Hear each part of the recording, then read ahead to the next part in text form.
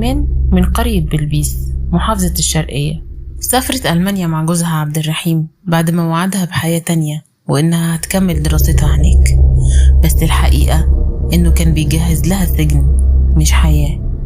هي دكتورة جامعية وهو كان شيف في أوتيل، وكان بيتضايق قدام أهلها إنه مدير علاقات عامة.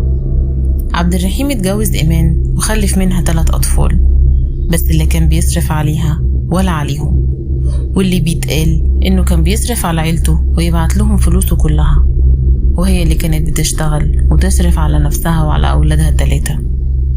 يوم 11 نوفمبر 2024 دي كانت آخر مرة اتكلمت فيها مع أهلها. من بعدها ولا صوت ولا رسالة ولا حتى رنة.